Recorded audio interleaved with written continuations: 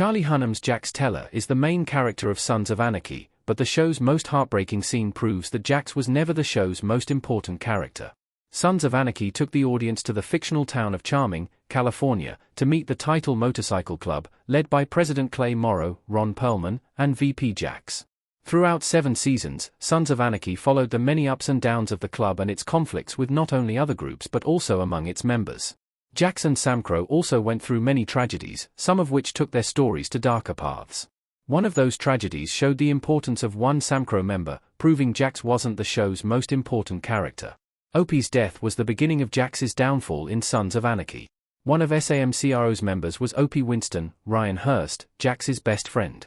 Opie was the son of Piney Winston, who, along with Jax's father, John J.T. Teller, founded the club. This means that Opie and Jax were SAMCRO's legacies, and they grew up together. Opie was one of SAMCRO's most loyal members, even if that caused him trouble with his wife, Donna. Unfortunately, Opie didn't make it to the end of Sons of Anarchy, as he died to save his Samcro brothers. Opie was killed in Sons of Anarchy Season 5 as part of Damon Pope's payback for the murder of his daughter. Pope's daughter was killed by Tig, Kim Coates, though not intentionally, but Pope didn't care about motives. Jax, Opie, Tig, and Shibs, Tommy Flanagan, were in prison, where Pope demanded that one of them be killed, after which the rest would be freed.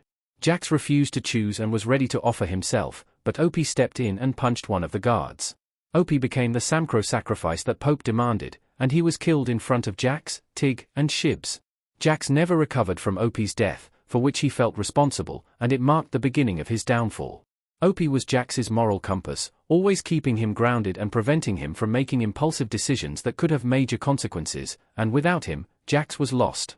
Sons of Anarchy constantly failed Opie.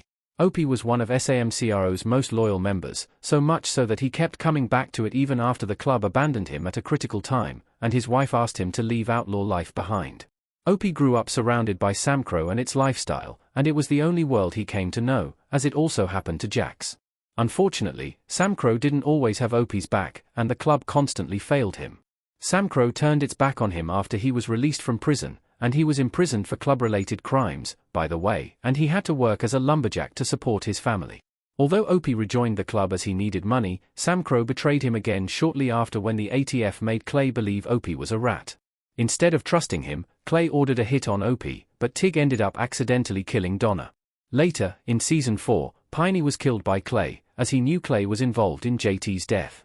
Opie confronted Clay and was ready to kill him, but Jax stopped him, even though Piney's death was a reason for Clay to meet Mr. Mayhem, but Opie would have gotten in trouble with the club. Even after all this and more, Opie was still loyal to the club, so much so that he died for it. How Opie's survival could have changed the rest of Sons of Anarchy. Jax's downfall began with Opie's death, with tragic events like Tara's murder and Jax's final sacrifice happening after it, but had Opie not died in Season 5, Jax's fate could have been different. Opie's grounding presence could have helped Tara and Jax at a critical moment when Tara wanted to leave, which ultimately led to her death. Had Tara not been killed, Jax wouldn't have had to die at the end of Sons of Anarchy, as it was Gemma's lies about Tara's death that led Jax to make the decisions that led to his death. Supposing that Tara would have still died, Opie could have prevented Jax from making the impulsive decisions he made in Season 7.